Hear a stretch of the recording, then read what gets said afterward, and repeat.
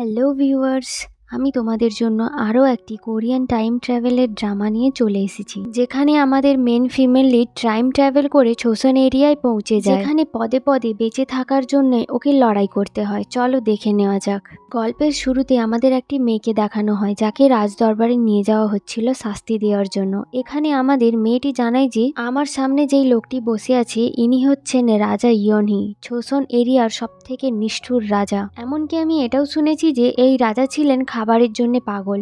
মন্ত্রীরা রাজার উদ্দেশ্যে বলে যে মহারাজ, আপনাকে এই রাঁধুনিকে মৃত্যুদণ্ড দেওয়া উচিত। তখন রাজা মেয়েটির কাছে গিয়ে সবাইকে জানায় যে কাল রাতে এই মেয়েটি আমাকে একটা আজব ধরনের খাবার খাইয়ে বিভ্রান্ত করে দিয়েছে, তাই জন্য আমি সিদ্ধান্ত নিয়েছি যে এই বলে রাজা তলোয়ার নিয়ে মেয়েটির দিকে এগিয়ে গেলে মেয়েটি ভাবে যে আজকেই হয়তো তার শেষ দিন। কিন্তু তখনই রাজা সবাইকে আদেশ দেয় যে এই মহিলাকে আমি আমার রাজ্যের প্রধান রাঁধুনি হিসেবে নিয়োগ করলাম। যেই আদেশটি শোনা মাত্রই রাজদরবারে থাকা সমস্ত লোকের যেন মাথা কাজ করা বন্ধ করে দিয়েছে। রাজা আরও জানায় যে এই মহিলা প্রতিদিন আমার জন্য রান্না করবে, আর একই খাবার যদি দ্বিতীয়বার দেওয়া হয় তাহলে ওই দিনই ওর শেষ দিন হবে। এই বলে রাজা তার বাঁধনটি ওখানেই খুলে দেয়। তখন আমাদের মেয়েটি জানায় যে আমি হলাম ইয়ন সিয়ন। আপনাদের হয়তো বিশ্বাস হবে না, কিন্তু আমি 2025 থেকে এখানে এসেছি। এখন আমি আপনাদের জানাবো যে আমি কিভাবে এই নিষ্ঠুর রাজার রাজ্যে ফেঁসে গেলাম। ফ্ল্যাশব্যাকে আমাদের দেখানো হয় প্যারিসে একটি বিখ্যাত রান্নার প্রতিযোগিতা চলছে, যেখানে ইয়োনা অংশগ্রহণ করছিল। সবকিছুই ভালো মতো চলছিল, কিন্তু হুট করেই ওর গ্যাসটা জ্বলছিল না, তাই বলে ও থেমে থাকেনি।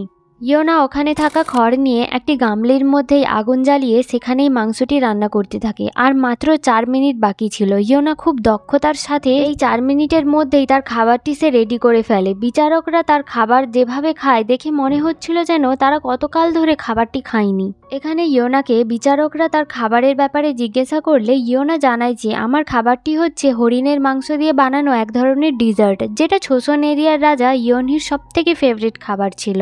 এরপরে আসে জয়ী ঘোষণা করার পালা, যেখানে যে জিতবে সে পেয়ে যাবে 1 লাখ ইউরো, এছাড়া একটি সুন্দর সুযোগ মিসেলেস 3 স্টার রেস্টুরেন্টের হেড শেফ হিসেবে নিযুক্ত হওয়ার, যেখানে জয়ী হিসেবে ঘোষণা করা হয় ইয়োনাকে। ইয়োনা তার এই অ্যাচিভমেন্টটাকে প্যারিসের আইফেল টাওয়ারের পাশে সেলিব্রেট করতে থাকে। তখন আমরা ইয়োনার ল্যাপটপে একটি নিউজ দেখতে পাই, যেটার বাংলা অনুবাদ ছিল প্যারিসে দীর্ঘ 317 বছর পর আজ একটি পূর্ণ সূর্যগ্রহণ দেখা যাবে। তখন ওর কাছে ওর বাবার ফোন আসে। ইয়োনা ওর বাবাকে সমস্ত কিছুটা জানায়। এরপরে ওর বাবা ওকে জানায় যে যদি তুমি প্লেনে করে আসো তাহলে তুমি সম্পূর্ণ সূর্যগ্রহণটা দেখতে পাবে। এছাড়াও ওর বাবা আরও বলে যে তোমাকে আমার জন্য একটা কাজ করতে হবে, তোমাকে জোসন এরিয়ার একটি বই আনতে হবে, যেটা প্রফেসর তোমার হোটেলে তোমাকে দিয়ে যাবে। এরপর আমরা দেখি ইয়োনা কোরিয়া যাওয়ার জন্য প্লেনের মধ্যে পৌঁছে যায়, যেখানে প্লেনের গ্রুপ মেম্বাররা কিছু খাবার দেয় এবং সে বুদ্ধি করে কিছু খাবার পকেটের মধ্যে রেখে দেয় সেটা পরে খাবে বলে। তখনই নিজের সামনে একটি চিংড়ি মাছের ডিশ দেখে নিজের পকেট থেকে সস বের করে তার মধ্যে দিয়ে সেটাকে মনের আনন্দে খেতে থাকে। তখনই প্লেনের পাইলটরা বলে ওঠে, লেডিস অ্যান্ড জেন্টলম্যান, আপনারা যদি এই মুহূর্তে আপনাদের জানালার দিকে তাকান তাহলে আজকের জন্য স্পেশাল সূর্যগ্রহণটা দেখতে পাবেন। সবাই যখন জানালা দিয়ে সূর্যগ্রহণ দেখছিল, ফটো তুলছিল, তখনই ইয়োনার পাশে থাকা এক ভদ্রলোক ইয়োনার গায়ের ওপরে কফি ফেলে দেয় এবং তার এই ভুলের জন্য সে ক্ষমা চায়, যার ফলে ইয়োনা বাথরুমের দিকে যায় নিজের জামা কাপড় পরিষ্কার করার জন্য। কফি পড়ে যাওয়ার ফলে ওর বাবার জন্য ও যেই বইটি নিয়ে যাচ্ছিল সেটা অনেকটা পরিমাণে নষ্ট হয়ে গিয়েছে। সে বইটি খুলে যখন পরিষ্কার করতে যায় তখন ইয়োনা একটু অবাক হয়, কারণ এই বইটি ছিল একটি রেসিপির বই যার নাম ছিল মাঙ্গনরুক। সে আগ্রহ নিয়ে বইটি দেখতে থাকে। তখনই সে লক্ষ্য করে যে বইয়ের শেষ অংশটা এখানে নেই, আর ওর পাশেই লেখা রয়েছে, আমার প্রিয়তমা, যখনই তুমি এটা পড়বে তখনই যেন আমার কাছে ফিরে চলে এসো।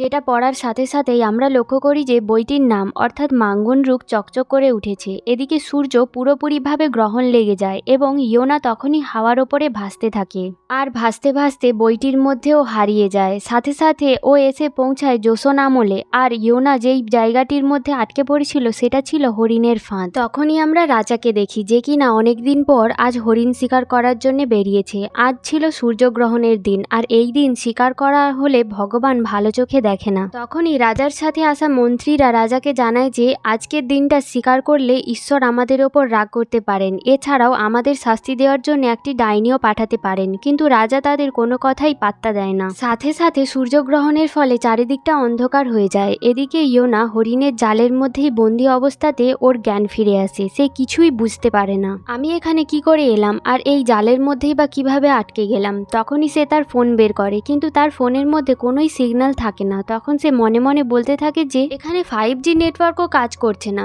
দেওয়ার সময় তো বলেছিল সব জায়গার মধ্যে কাজ করবে, কিন্তু এখানে তো একটাও টাওয়ার নেই। আমি কোন অ্যামাজন জঙ্গলের মধ্যে এসে পড়েছি। এদিকে আমরা দেখি যে রাজা দেখে ওর পাশ দিয়ে একটি শিয়াল চলে যাচ্ছে, আর কোরিয়ানদের মতে কোনো ডাইনি বা এরকম চরিত্রের কোনো কিছু যদি ছদ্মবেশ ধরতে চায় তাহলে সে প্রথমে শিয়ালেরই ছদ্মবেশ ধরে। তাই জন্যে রাজা ভাবে এটা হয়তো ঈশ্বরের পাঠানো সেই ডাইনি, তাই জন্যে রাজা তাকে শিকার করার জন্য এগিয়ে যায়। কিন্তু রাজা যখন তার তীর চালায় সেটি সোজা গিয়ে ইয়োনা যেখানে ফেসে থাকে সেই ডালের মধ্যে লাগে এবং ইয়োনা নিচে পড়ে যায়। তখনই রাজা ওর কাছে এলে ইয়োনা জিজ্ঞাসা করে তুমি কি কোরিয়ান? রাজা ইয়োনার এইরকমই মডার্ন সাজগোজ দেখে ধারণা করে নেয় যে নিশ্চয়ই এটা ডাইনি। যেটা ভাবার সাথে সাথেই রাজা ইয়োনার দিকে তীর ছুঁড়তে গেলে ইয়োনা শেয়ালটার দিকে দেখিয়ে বলে যে ওই দিকে চলে গিয়েছে, বলে পালাতে থাকে। এভাবে পালাতে পালাতে সে চলে আসে একটা পাহাড়ের শেষ সীমান্তে, যার নিচে ছিল একটি বিশাল সমুদ্র। তখন ইয়োনা রাজার দিকে ইলেকট্রিকের একটি ডিভাইস দেখে জানায় যে আমার দিকে এলে আমি তোমাকে শক দিয়ে অজ্ঞান করে দেব। রাজা ভাবতে থাকে যে এটা ওর হাতে কি রয়েছে। রাজা ভাবতে থাকে এটা কি হতে পারে, তার হাতে ওটা কি রূপোর কোনো বানানো পাত্র নাকি? ইয়োনার হাতে সেই ইলেকট্রিক্যাল জিনিসটি দেখে রাজা মনে মনে বলে আমি 100% নিশ্চিত এটাই ভগবানের পাঠানো ডাইনি। কিন্তু ইয়োনা পরিস্থিতি সামাল দেওয়ার জন্য রাজাকে জিজ্ঞাসা করে ওয়েট, তুমি কি কোনো অ্যাক্টর নাকি? এখানে কি কোনো ধরনের হিস্ট্রিক্যাল ড্রামার সিরিজ শুটিং চলছে?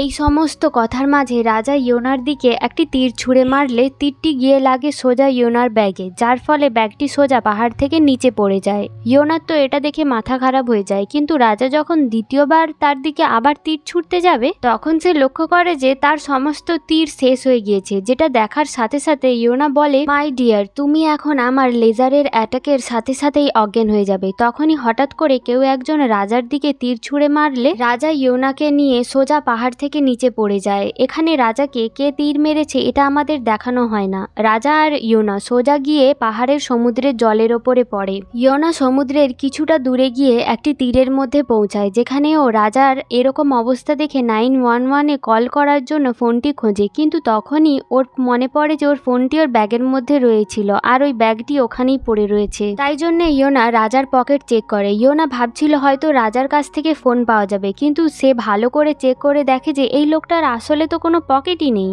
সে অনেক হাতাহাতির পর কিছু একটা পায়, দেখা যায় সেটা ছিল একটি পার্সোনাল ছুরি। আর তখনই আমরা দেখি যে রাজার জ্ঞান ফিরে আসে। রাজা ছুরিটি ইয়োনার দিকে দেখিয়ে বলে তুমিই সেই ডাইনি, আমাকে মারার জন্য এসেছো। কিন্তু ইয়োনা বলে একদমই না, আমাদের মাঝে ভুল বোঝাবুঝি হচ্ছে, আমি তোমার মোবাইল ফোন খুঁজছিলাম। রাজা বলে মোবা ফোন, এটা আবার কি? এই বলে ওরা দুজনেই ওখানে কিছুক্ষণ ঝগড়া করতে থাকে। একটা পর্যায়ের পর ইয়োনা রাজার হাত থেকে ছুরিটি নিয়ে নেয়। রাজা জিজ্ঞাসা করে তুমি ডাইনি তাই না? কিন্তু ইয়োনা বলে কি আজে বাজে কথা বলছো, আমি কোনো ডাইনি না, আমি একটি সাধারণ মানুষ, একজন সেফ রাঁধুনি। এভাবে হাতাহাতির পর একটা পর্যায়ে ইয়োনার মাথার বাড়ি খেয়ে রাজা ওখানেই অজ্ঞান হয়ে যায়। ইয়োনা তখন রাজাকে এক জায়গায় বেঁধে রাখে। অন্যদিকে আমরা রাজবাড়িতে একটি কাং নামের মেয়েকে দেখি, যে ছিল রাজার শাহী সখী। আজকে অনেকটা পরিমাণে চিন্তিত, কারণ একে তো সূর্যগ্রহণের দিন, তার উপরে রাজা শিকার করতে গিয়েছে, তার ওপর ওনাকে আবার নাকি খুঁজে পাওয়া যাচ্ছে না। অন্যদিকে ইয়োনা রাজাকে বেঁধে জঙ্গলের মধ্য দিয়ে নিয়ে যাচ্ছে,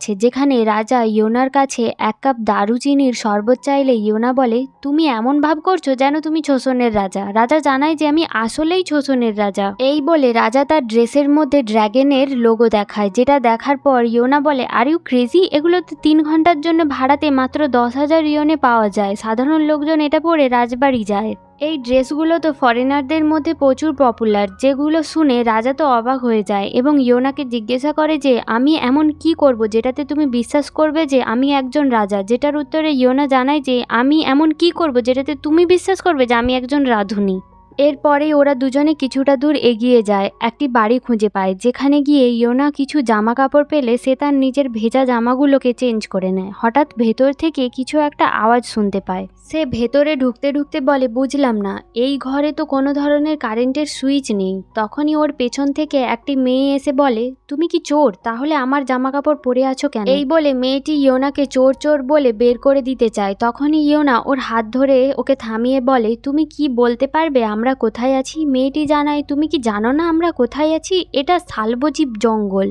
যেটা শোনার পরে ইয়োনা বলে, এরা নিশ্চয়ই আমাকে পাগল করে দেবে। ইয়োনা তখন মেয়েটিকে জিজ্ঞাসা করে বলে, তোমার নাম কি? আর এই প্রাচীনকালের জামা কাপড় পরে আছো কেন? এখানে কি কোনো ধরনের ড্রামা কিংবা সিরিজের শুটিং চলছে? মেয়েটি জানায়, আমার নাম খিলগাম।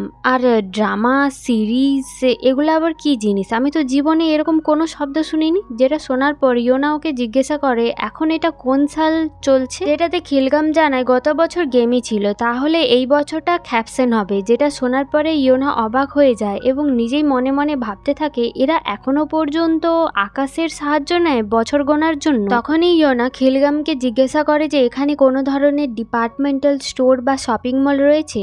যেটা শোনার পর খিলগাম জানায় যে ডিপার্টমেন্টাল এটা আবার কোন জায়গা? যে সমস্ত কথা শুনে ইয়োনা বুঝে ফেলে যে সে আসলেই অতীতে ছোসন এরিয়ায় পৌঁছে গেছে। তারপরে ইয়োনার খিদে পেলে সে খিলগামের সাথে ওখানে রান্না করতে শুরু করে এবং বিশেষ ধরনের উপকরণের জন্য সে তার পকেট থেকে সেই সস এবং বাটার নিয়ে আবার রান্না করতে শুরু করে, যাকে খিলগাম তো মুগ্ধভাবে দেখতে থাকে। রান্না হয়ে যাওয়ার পর ইয়োনা রাজাকে 1 চামচ খাইয়ে দিলে রাজা তো ঝালে অবস্থা খারাপ করে ফেলে। রাজা ইয়োনাকে জিজ্ঞাসা করে, তুমি কি সত্যি সত্যি আমাকে খুন করার চেষ্টা করছো? যেটা শুনে ইয়োনা বলে যে এটা আমি সস দিয়ে বানিয়েছি, যার ফলে এটা খেতে আরও সুস্বাদু লাগছে, আর তুমি বলছো কি না আমি তোমায় মারার চেষ্টা করছি?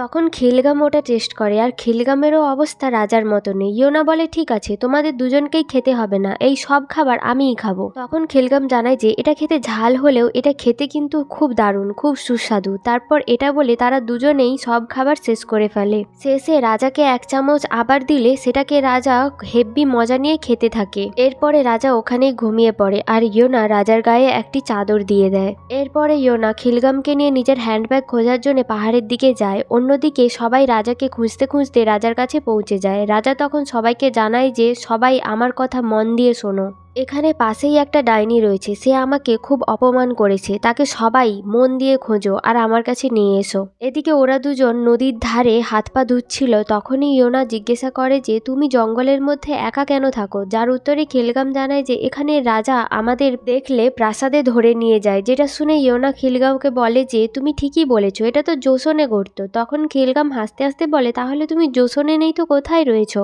ইয়োনা হঠাৎ খুশিতে চিৎকার করে ওঠে এবং বলে যে আরে ওখানে কতগুলো মানুষ রয়েছে। ইয়োনা চিৎকার করে সৈন্যদের ডাকতে থাকে, যেটাতে খিলগাঁও ওকে ধরে বলে, আরে তুমি কি পাগল হয়ে গেছো নাকি? এই মুহূর্তে বাছাই পর্ব চলছে, দেখো কয়েকজন মেয়েকে ধরে নিয়ে যাচ্ছে। তখনই ওখানে একটি সৈন্য এসে বলে যে তোমরা এখানে কি করছো? এরপরে সৈন্যগুলো ওকে ধরে নিয়ে যায় আর ওদের কারাগারের মধ্যে বন্দি করে রাখে। কিছুক্ষণ পর ওখানে একটি লোক এসে ওদের বাছাই পর্ব শুরু করে, যার মধ্যে যারা ডান দিকে রয়েছে তাদেরকে রাজার কাছে নিয়ে যাওয়া হবে এবং যারা বাম দিকে রয়েছে তাদের রান্না বান্নার কাজের জন্য নিয়োগ করা হবে। বাছাই পর্বে যখন ইয়োনাকে তার বয়স জিজ্ঞাসা করা হয় তখন সে 27 বছর বললে তাকে বাম দিকে পাঠিয়ে দেওয়া হয়। তখন যেই বয়সটা ওদের কাছে অনেক বেশি বলে মনে হয়, যেটাতে খিলগামকেও ওর বয়স জিজ্ঞেস করলে ও জানায় যে আমার বয়স 30 বছর। যেটা শুনে বাছাই পর্বের পাশে থাকা একটি লোক বলে ওঠে যে তুমি মিথ্যে কথা কেন বলছো? তোমাকে দেখে তো মনে হয় যে তোমার বয়স 17 হবে। কিন্তু তারপরেও ওরা খিলগামকে বয়স্ক মহিলা বলে বাম দিকে পাঠিয়ে দেয়। এরপরে ঘোষণা করা হয় যারা বাম দিকে রয়েছে সেই মেয়েরা রান্নাঘরে গিয়ে খাবার বানাবে। ইয়োনা রান্নাঘরে গিয়ে সমস্ত জিনিসপত্র দেখে অবাক হয়ে যায়। এখানে সমস্ত জিনিসপত্র পুরনো যুগের দেখে ইয়োনা খুশি হয়ে অবাক হয়ে দেখতে থাকে সবকিছু।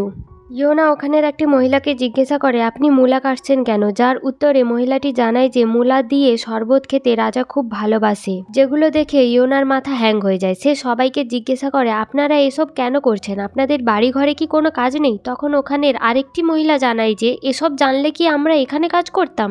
গতকাল এখানের সমস্ত চাকরানি পালিয়ে গিয়েছে। তখন ওখানে একজন সৈন্য এসে বলে যে তোমরা সবাই মন দিয়ে কাজ করো, আজকে এখানে একটি সম্মানীয় ব্যক্তি আসবে, যদি তোমরা 9 পদের রান্না করতে না পারো তাহলে তোমাদের সবাইকে মৃত্যুদণ্ড দেওয়া হবে। তার কথা শুনে ওখানে থাকা সমস্ত মহিলার মাথায় যেন আকাশ ভেঙে পড়ে। তারা সবাই জানায় যে আমরা জন্ম থেকেই লাউ আর শুটকি দিয়ে সাধারণ খাবার বানাই, এই 9 পদের রান্না আমরা কি করে রান্না করব।